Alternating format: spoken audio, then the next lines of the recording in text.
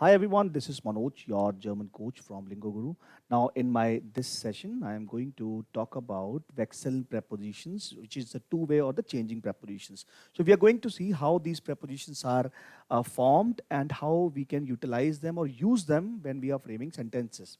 All right. So, we have certain prepositions. We can learn them as Sunu Havai. This is an acronym which I have given to these prepositions.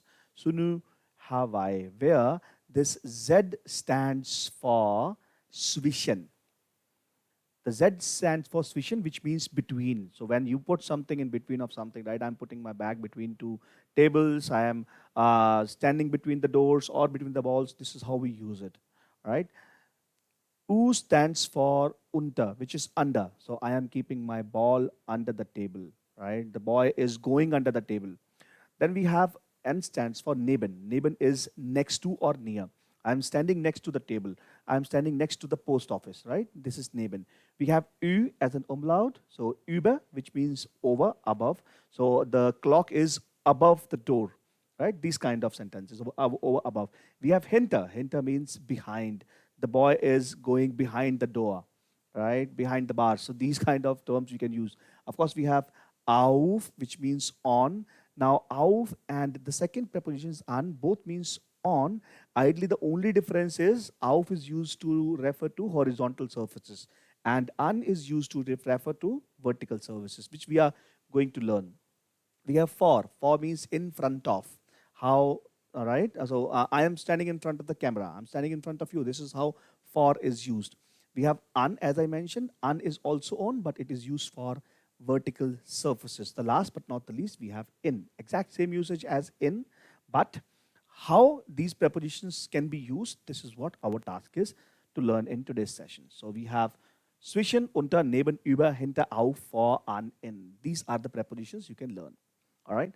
So how exactly we use it? What is the use of these prepositions like? So these prepositions are used in two ways: accusative and dative. So if you remember the rules of accusative, we have articles den, die, das, einen, eine, ein, die. In dative, we have dem, der, dem, einem, einer, einem, and den. So whenever there is a movement or position or change of position or action or motion, all these prepositions will be used as accusative. So whatever we have to use, we have to follow the accusative part. For example, here in this given sentence, the boy is throwing the ball or keeping the ball and between two tables. So he is doing it right now. The first position, the first position of the ball is in his hands. That is the stationary. There is no change. So boy has the ball in hand. That is my dative part. No action. He is keeping the ball between two tables. That becomes my accusative because the position of ball is changed from position A to B. So der Junge stellt den Ball zwischen die Tische. Okay. Now the ball is between the tables. There is no motion, no change of action. It is the stationary position of ball, right? So we use as der Ball ist zwischen den Tischen. Okay. So again, when there is a motion or there is change of position from A to B, it is accusative. On the other hand, if there is no change, no nothing, it is dative. Let's talk about unter. So the boy, he has a ball in his hand. It is dative, stationary position of ball, dative. He is keeping the ball under the table. If you can see, the ball is now under the table. Between, so from position A was the ball he has in his hands. And second, he is keeping the ball under the table. That's the action. Okay, so that becomes my accusative. The question is wohin, where is something going to? Okay, now the ball is lying under the table. So first is, der Junge stellt den Ball unter den Tisch. Accusative. Now, der Ball liegt unter dem Tisch. The ball is under the table. Okay, dative. The next is neben. Same principle. Neben is used as accusative and dative. When accusative, when the change of position is there, movement is there, or location is changed. So the first position, the ball is in boy's hand, which is dative. He is throwing the ball or keeping the ball next to the table. That is my accusative. And the ball is lying next to the table. This is dative. So der Junge stellt den Ball neben den Tisch. That's the movement. He is doing it. Der Ball ist neben dem Tisch. Dative. The next we have is über. Same principle, same logic.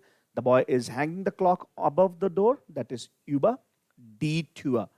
Der Junge hängt die Uhr über die Tür. Now the clock is hanging above the door. Die Uhr ist über der Tür. Please make sure, logic is very simple. When there is motion, action, anything, accusative, no motion, no change of position, it is dative. We have hinter and vor. Now we see the ball is lying here. The position of the ball is in front of the table. So that is vor dem Tisch. Der Ball liegt vor dem Tisch. Now the boy is throwing the ball or he's keeping the ball behind the table. Der Junge stellt den Ball hinter den Tisch. He is keeping it at the back. Now the ball's new position is, it is at the back of the table, which is der Ball ist hinter dem Tisch. Change of position, accusative, no change of position, dative. Very simple. Next we have an or auf. The only difference between an or auf is used to represent horizontal surfaces and an is used to refer to vertical surfaces. So I am putting the ball on the table, that is my auf, because table is horizontal. Der Junge stellt den Ball auf den Tisch. Hängt die Uhr an die Tür. Accusative, die Tür, den Tisch. Dative, now the ball is lying on the table. Der Ball ist auf dem Tisch and die Uhr ist an der Tür. Same logic is used to represent or to use in. Ich lege die Wasserflasche in die Tasche. I am keeping the water bottle in the bag. Action is there. Now the bottle is in the bag. Die Wasserflasche ist jetzt in der Tasche. That's the basic use. Now let's try to use this or understand these things in a picture. That's my picture which I have. I can see the dog is standing or sitting on the roof. Stationary position, no change of action, dative. The cat is going on the tree. She's climbing on the tree. Action, picture, right? Accusative. The woman is entering the house. Again, there is an action, change of position, accusative. The dog is sitting next to the car. No change of position. He is sitting already. That is my dative. There is a hand glove. There is a hand glove lying next on in front of the car. Position is stationary. We use dative. The lady is keeping the burger on the table. Change of position, accusative. The man is sitting on the chair. Dative. There is the bag is lying under the table. Dative. The man is standing on the window. Dative.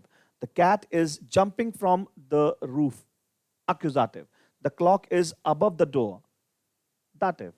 So it's very simple. When you see the change of position, change of movement, anything is there, it is always accusative. When no change, no movement, it is dative. So I hope you liked this session. Just let me know, just mail me at feedback@lingogurugerman.com. You may email us at feedback@lingogurugerman.com or contact@lingogurugerman.com for all queries, or just write in the comment box, how did you like the session? So with that, I wish everyone great rest of life. Thank you very much.